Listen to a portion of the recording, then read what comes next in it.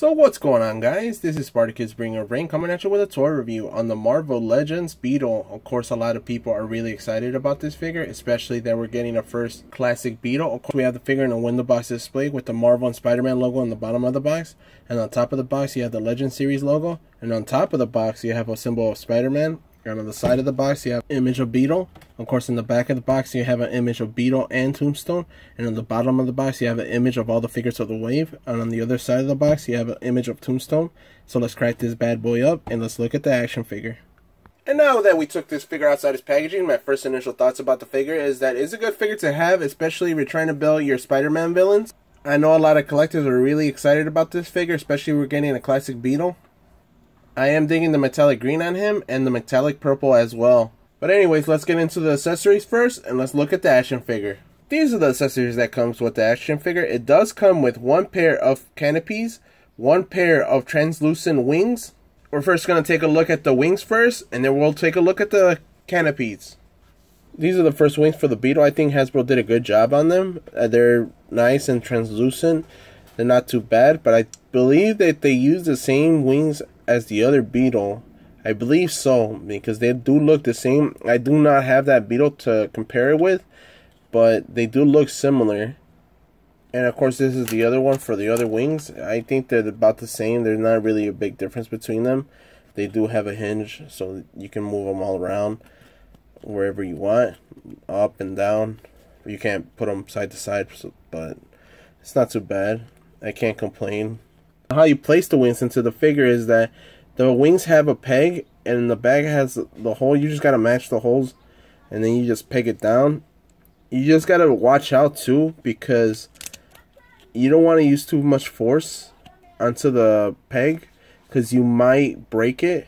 It is tight at first, but when you mess around with it, it will loosen up, so watch out for that. Other than that, the figure looks nice. So this is the first piece for the canopy. I think Hasbro did a good job. It does remind me of a Beetle's bag.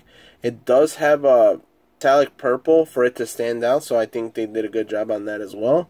There's not really much for it, but it does have a hinge on the top, so that's not too bad for articulation, for you to move them around. And how you place the canopy into the Beetle, you just have to line up the peg into the hole and just peg it down.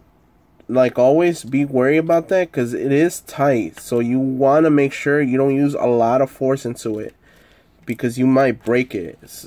Like for instance, I almost broke it right there, but be sure you guys don't put a lot of force into it, because like I said, you guys might break it, and you really don't want that to happen, especially if you're spending your money on the figure. But anyways, I think the canopy doesn't look bad on the figure, but I do have a complaint about it. Like for instance, the wings, if the wings are in the figure, they do hit the canopy, and it does raises the canopy up, and it looks kind of funky. I wish it was just a little bit where you can place the wings up and the canopy in the center, and it will look nice on the figure. But it doesn't look too bad, but I will not be using the canopy as much, because I think the figure looks a lot better without the canopy. Those are all the accessories for the action figure. Let's continue on with the rest of the review. And now that we have the accessories out of the way, let's look at the action figure. I think Hasbro did a good job on the figure. I'm digging the metallic green and the metallic purple all around him, even on the eyes as well.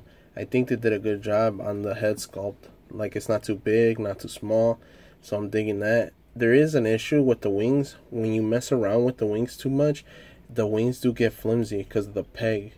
Like in certain spots, it gets a little bit flimsy. Like if I put it like that, it slowly keeps going down.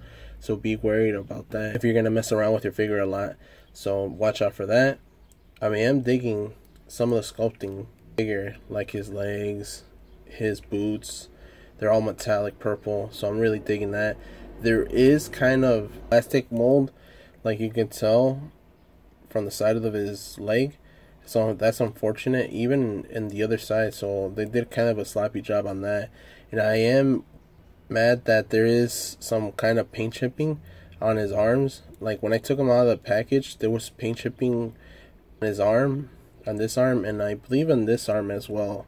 And that was just me taking him out of the plastic, me taking him off the package. So I'm really kind of mad about that. But I like how the wings look. As you can tell, I didn't put the canopies on the back because I do think they look weird on him. Hasbro did a good job on the figure. Like, there's not really big complaint, and there's not a lot of detail of the figure. That's the only thing I don't like. I do like the sculpting, like if it's an actual suit, so I like that.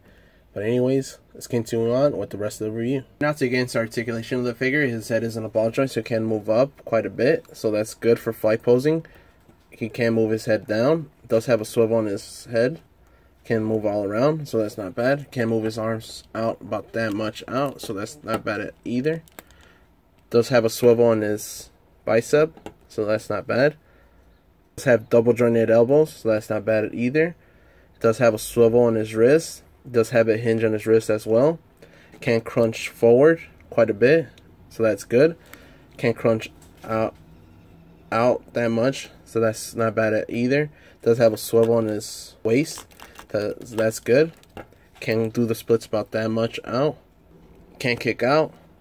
Does have a thigh cut, so he can swivel all around, but it is stiff at first, so you gotta like mess around with him. Does have double jointed knees, so that's not bad, so he can bend them in quite a bit. Does have a boot cut, so he can swivel all around, so that's good. His ankles can move up, down, and he does have ankle pivot. And just for size comparison, we have the Amazing Spider-Man from the Space Venom wave and the Pizza Eating Spider-Man. And for figures that I already reviewed is the Cosmic Spider-Man and the Homecoming Homemade Suit Spider-Man. And for my final thoughts about the figure is that it's a good figure to have in your collection, especially if you're trying to build your Spider-Man villains. I know a lot of people are really excited about this figure because they always wanted a classic Beetle in their collection.